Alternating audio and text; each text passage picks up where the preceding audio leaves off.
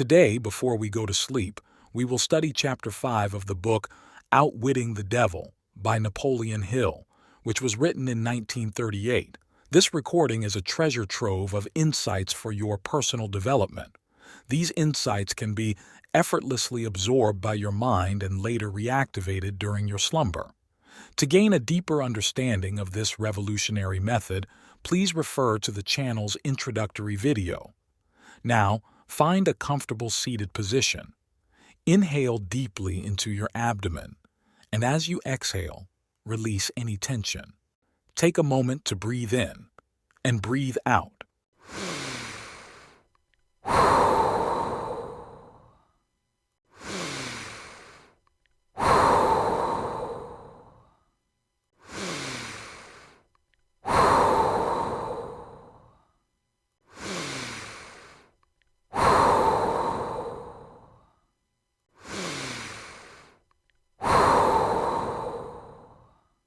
Now pay close attention and listen carefully with total concentration. Outwitting the Devil. Chapter 5. The Confession Continues. Q. If this confession of yours stopped right here, your statement would be sound. But fortunately for millions of your victims who will gain their release because of your confession, this interview will continue until you have supplied me with the weapon by which you will eventually be restrained from domination of people through their fears and superstitions. Remember, Your Majesty, your confession has just begun. After I wring from you a description of the methods by which you control people, I will force you also to give the formula by which your control can be broken at will. It is true I shall not remain here long enough to defeat you, but the published word I leave behind me will be deathless because it will consist of truth. You fear the opposition of no individual because you know it will be short, but you do fear truth. You fear truth and nothing else, for the reason it is slowly but definitely giving human beings freedom from all manner of fear. Without the weapon of fear, you would be helpless and entirely unable to control any human being. Is that true or false? A. I have no alternative but to admit that what you say is true. Q. Now that we understand each other, let us go ahead with your confession. But before we continue, I may as well take time out to do a little boasting on my own account now that you have had your fling at it. I will confine myself to one question, the answer to which will give me all the satisfaction I want. Is it not true that you control only the minds of those who have allowed the drifting habit to be fixed upon them? Yes, that is true. I have already admitted this truth in a dozen or more different ways. Why do you tantalize me by repeating the question? Q. There is power in repetition. I am forcing you to repeat the highlights of your confession in as many different ways as possible, so your victims may check this interview and determine its soundness by their own experiences with you. That is one of my little tricks. Do you approve of my method? You couldn't be setting a trap for me for the purpose of doing some more boasting, could you? Q. I am asking the questions and you are doing the answering. Go ahead now and confess why you are powerless to stop me from forcing this confession from you. I want your confession for aid and comfort to victims of yours whom I intend to release from your control the moment they read your confession. A. I am powerless to influence or control you because you have found the secret approach to my kingdom. You know that I exist only in the minds of people who have fears. You know that I control only the drifters who neglect to use their own minds. You know that my hell is here on earth and not in the world that comes after death. And you know also that drifters supply all the fire I use in my hell. You know that I am a principle or form of energy which expresses the negative side of matter and energy, and that I am not a person with a forked tongue and a spiked tail. You have become my master because you have mastered all your fears. Lastly, you know that you can release all of my earthbound victims whom you contact, and this definite knowledge is the blow with which you will deal me the greatest damage. I cannot control you because you have discovered your own mind and you have taken charge of it. There now, Mr. Earthbound. That confession should feed your vanity to the bursting point. Q. That last dart was unnecessary. Knowledge of the sort I have used to master you does not contaminate itself with vulgar indulgence in vanity. Truth is the one and only thing in the world that can stand ridicule. Now let us continue with your confession. What is wrong with the principle of flattery? You use it, do you not? Do I use it? Man alive! Flattery is one of my most useful weapons. With this deadly instrument I slay the big ones and the little ones. Q. Your admission interests me. Go ahead now and tell me how you make use of flattery. I make use of it in so many ways it is difficult to know where to begin. I warn you before I answer in detail that publishing my answers will bring down an avalanche of ridicule on your head for bringing up the question. Q. I'll take the responsibility. Proceed. Well, I may as well here admit that you have stumbled onto the major secret of how I convert people to the habit of drifting. Q. That is a startling admission. Go ahead with your confession and stick strictly to this subject of flattery. No more side remarks and no more facetiousness for the present. Tell me all about your use of flattery in gaining control over people. A flattery is a bait of incomparable value to all who wish to gain control over others. It has powerful pulling qualities because it operates through two of the most common human weaknesses, vanity and egotism. There is a certain amount of vanity and egotism in everyone. In some people, these qualities are so pronounced they literally serve as a rope by which one may be bound. The best of all ropes is flattery. Flattery is the chief bait through which men seduce women. Sometimes, in fact, frequently women use the same bait to gain control of men, especially men who cannot be mastered through sex appeal. I teach its use to both men and women. Flattery is the chief bait with which my agents weave their way into the confidence of people from whom they procure information needed to carry on warfare. Wherever anyone stops to feed his vanity on flattery, I move in and begin to build another drifter. Non-drifters are not easily flattered. I inspire people to use flattery in every human relationship where its use is possible because those who are influenced by it become easy victims of the drifting habit. Can you control anyone who is amenable to flattery? Very easily. As I have already told you, flattery is of major importance in alluring people into the habit of drifting. Q. At what age are people most susceptible to flattery?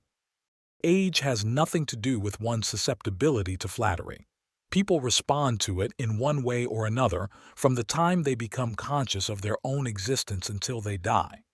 Q. Through what motive can women be most easily flattered? Their vanity. Tell a woman she is pretty or that she wears clothes well. Q. What motive is most effective in harpooning men? Egotism with a capital E. Tell a man he has a strong Herculean body or that he is a great business tycoon and he will purr like a cat and smile like an opossum. After that, you know what happens. Q. Are all men like that? Oh no. 2 out of every 100 have their egotism so thoroughly under control that even an expert flatterer couldn't get under their skins with a double-edged butcher knife. Q. How does a cunning woman apply her art of flattery in attracting men? Great heavens, man, do I have to draw a picture of her method for you? Have you no imagination? Q. Oh yes, I have imagination enough, Your Majesty, but I am thinking of the poor dupes of the world who need to understand the exact technique with which they may be flattered into the habit of drifting. Go on and tell us how a woman can harpoon rich and presumably smart men. This is a devilish trick to play on women, but since you demand the information, I am helpless to withhold it. Women influence men through a technique consisting, first, of ability to inject soft, cooing baby tones into their voices, and second, by closing their eyes into a half-closed position which registers hypnotism in connection with the flattery of men. Q. Is that all there is to the business of flattery? No, that is only the technique. Then comes the motive a woman uses as a lure. The type of woman you perhaps have in mind never sells a man herself or anything she can give him. Instead, she sells him his own egotism. Q. Is that all that women use when they wish to flatter men? That is the most effective thing they use. It works when sex appeal fails. Q. So I am to believe that big, strong, smart men can be wound up and manipulated through flattery just as if they were so much putty. Is that possible? Is it possible? It is happening every minute of the day. Moreover, unless they are non-drifters, the bigger they come, the harder they fall when the expert flatterer moves in on them. Q. Tell me of some of your other tricks with which you cause people to drift in life. One of my most effective devices is failure. The majority of people begin to drift as soon as they meet with opposition, and not 1 out of 10,000 will keep on trying after failing 2 or 3 times. Q. So it is your business to induce people to fail whenever you can. Is that correct? You have it right. Failure breaks down one's morale, destroys self-confidence, subdues enthusiasm, dulls imagination, and drives away definiteness of purpose. Without these qualities, no one can permanently succeed in any undertaking. The world has produced thousands of inventors with ability superior to that of the late Thomas A. Edison. But these men have never been heard of, while the name of Edison will go marching on because Edison converted failure into a stepping stone to achievement, while the others used it as an alibi for not producing results. Q.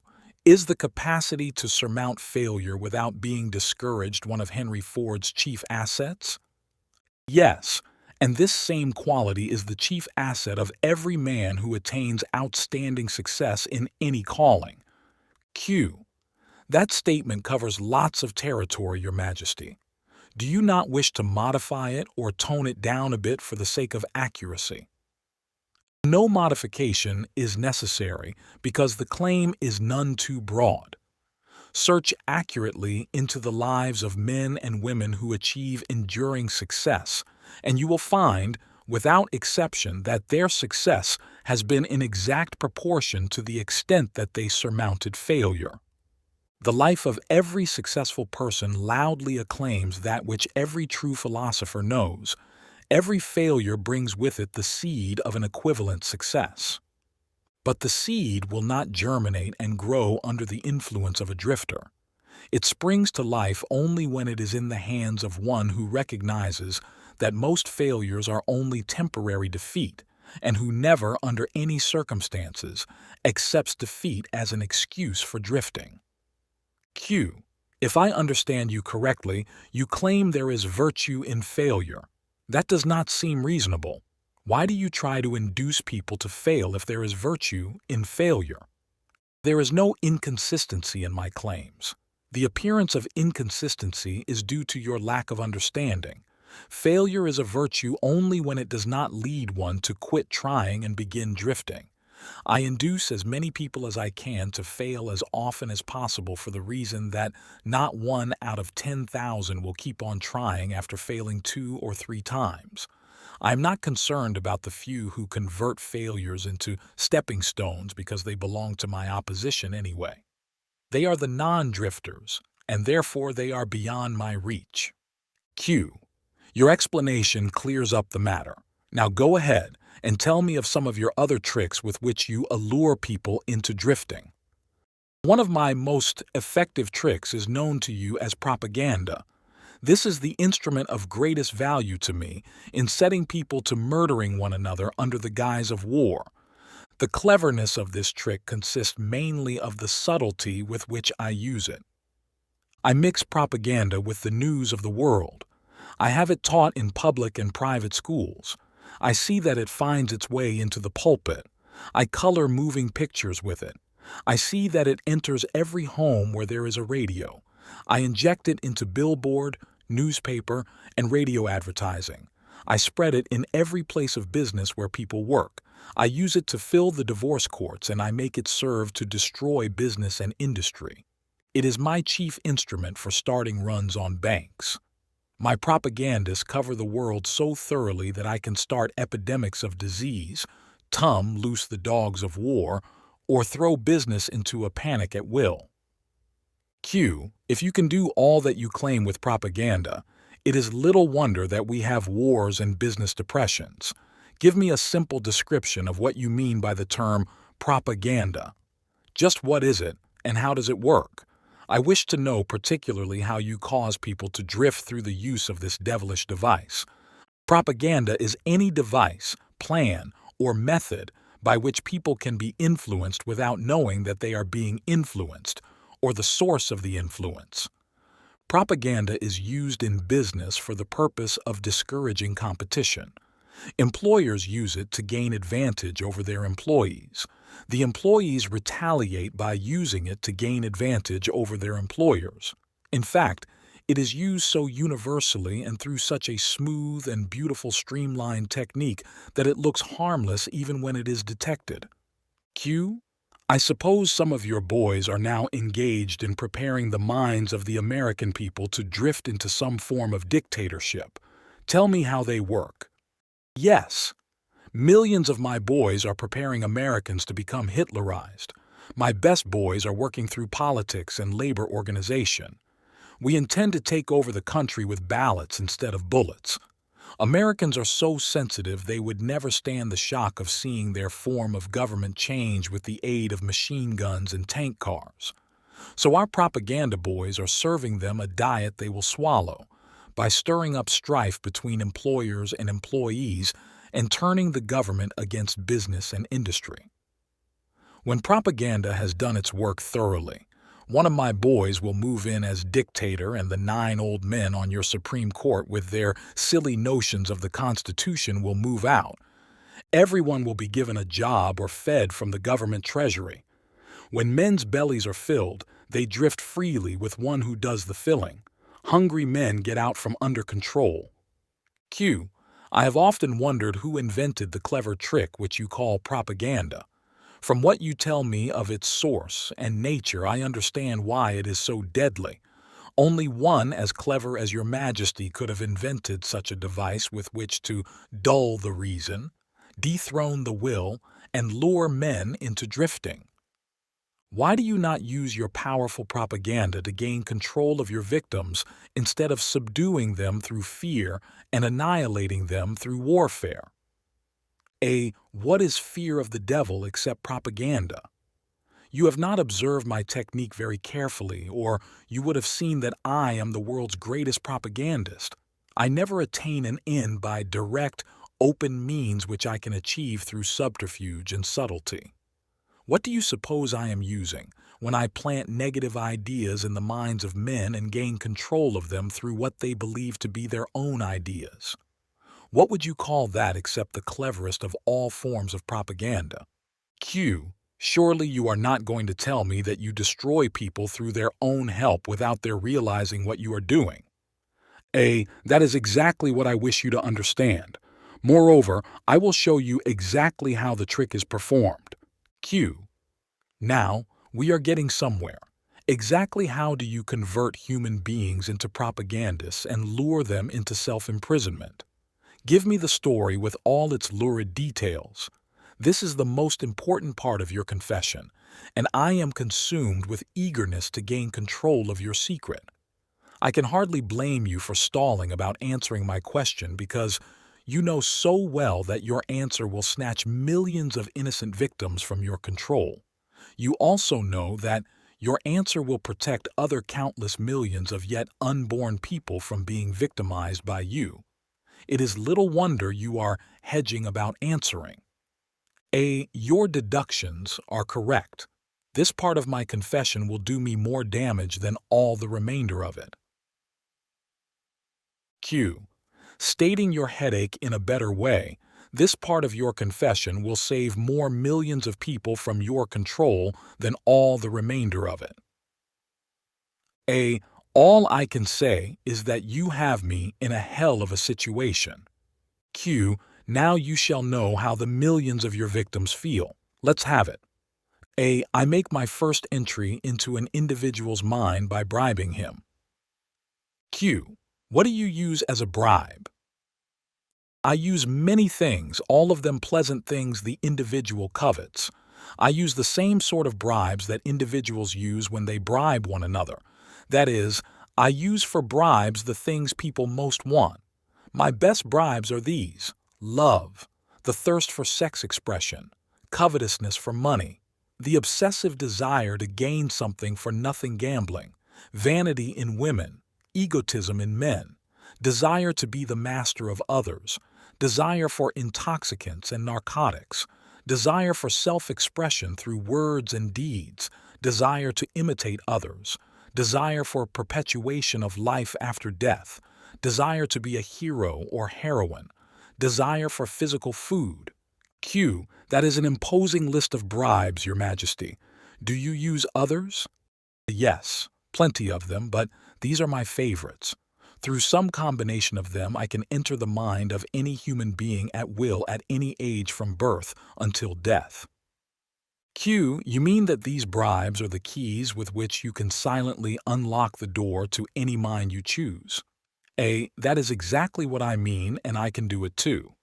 Q. What happens when you enter the mind of a person who is not yet in the habit of drifting, but belongs in the 98% class as a potential drifter?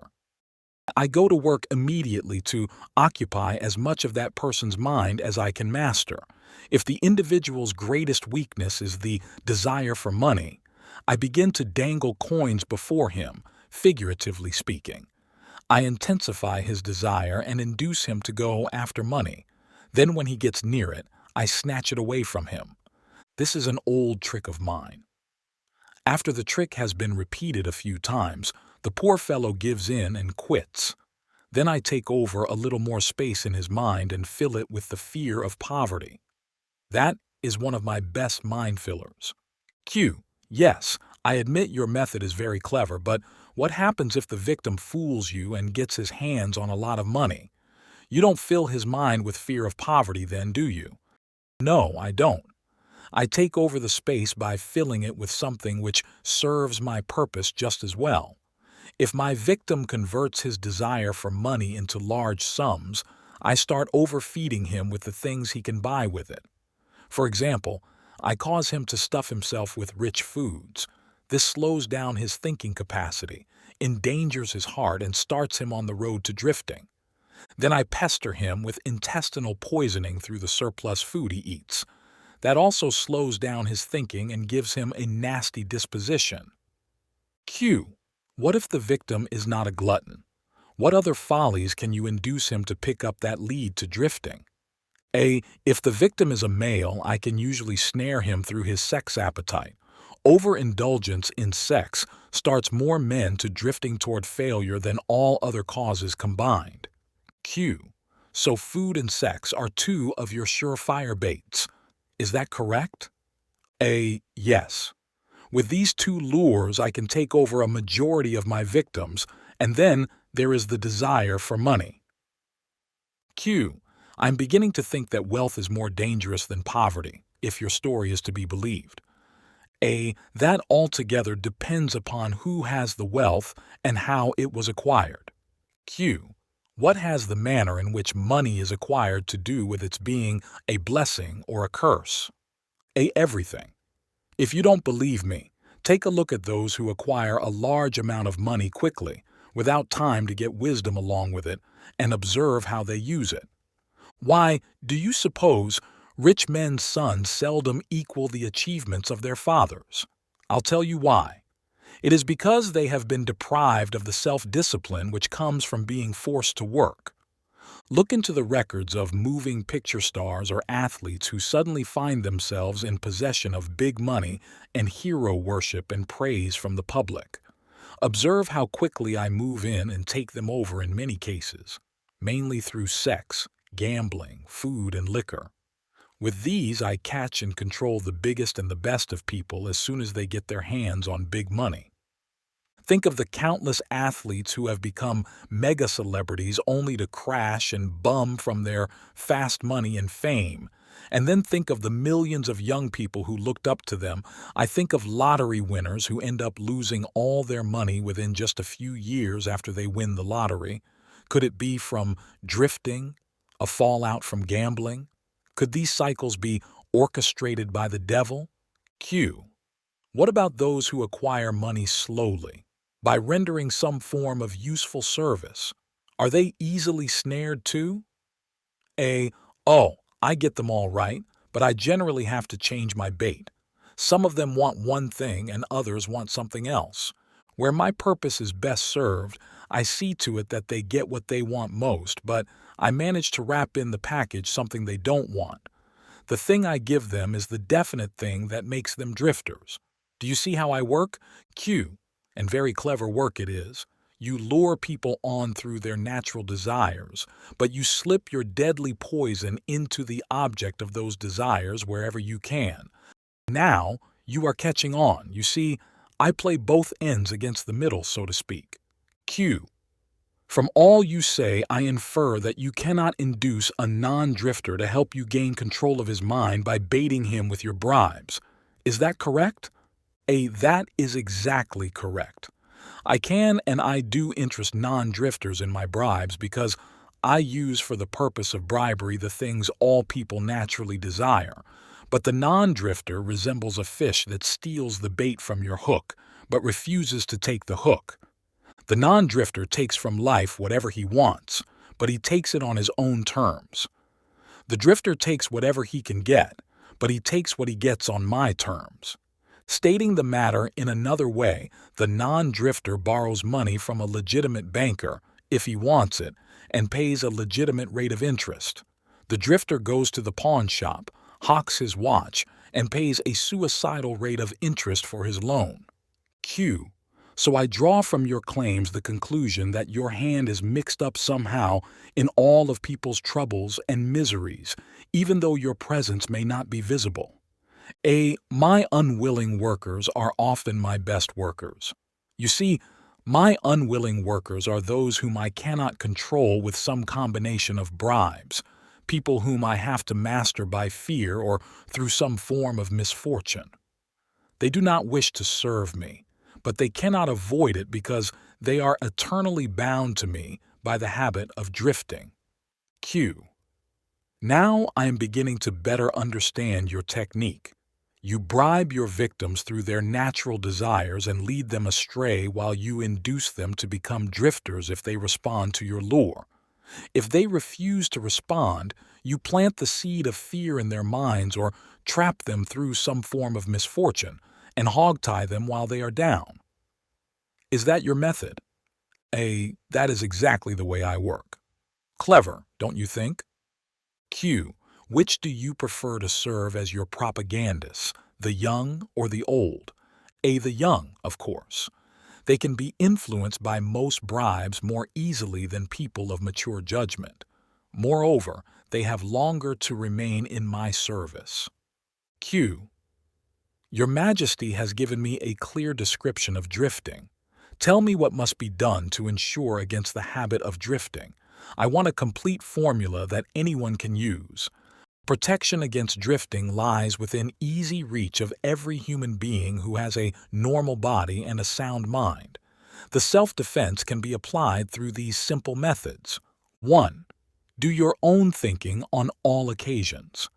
The fact that human beings are given complete control over nothing save the power to think their own thoughts is laden with significance.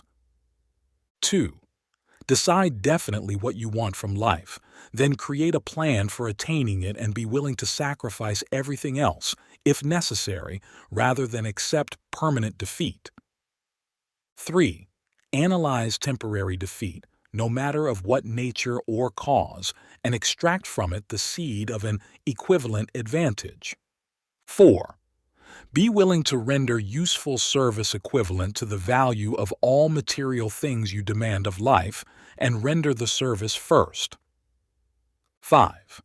Recognize that your brain is a receiving set that can be attuned to receive communications from the universal storehouse of infinite intelligence to help you transmute your desires into their physical equivalent. 6. Recognize that your greatest asset is time, the only thing except the power of thought which you own outright, and the one thing which can be shaped into whatever material things you want. Budget your time so none of it is wasted. 7. Recognize the truth that fear generally is a filler with which the devil occupies the unused portion of your mind. It is only a state of mind which you can control by filling the space it occupies with faith in your ability to make life provide you with whatever you demand of it. 8. When you pray, do not beg. Demand what you want and insist upon getting exactly that, with no substitutes. 9. Recognize that life is a cruel taskmaster and that either you master it or it masters you. There is no halfway or compromising point. Never accept from life anything you do not want.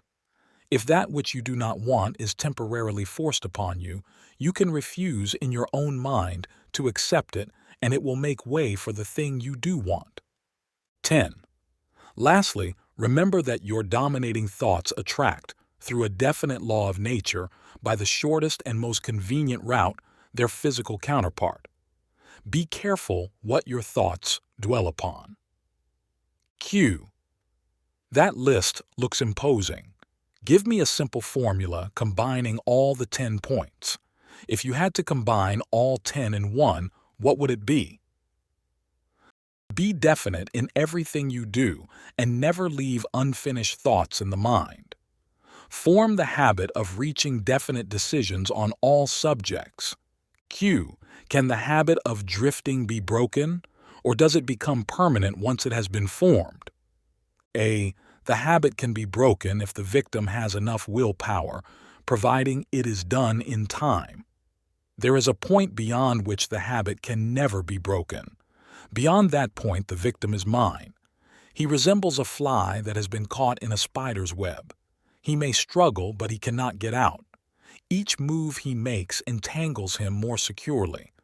The web in which I entangle my victims permanently is a law of nature not yet isolated by or understood by men of science. End of chapter 5. Take a moment to breathe in and breathe out.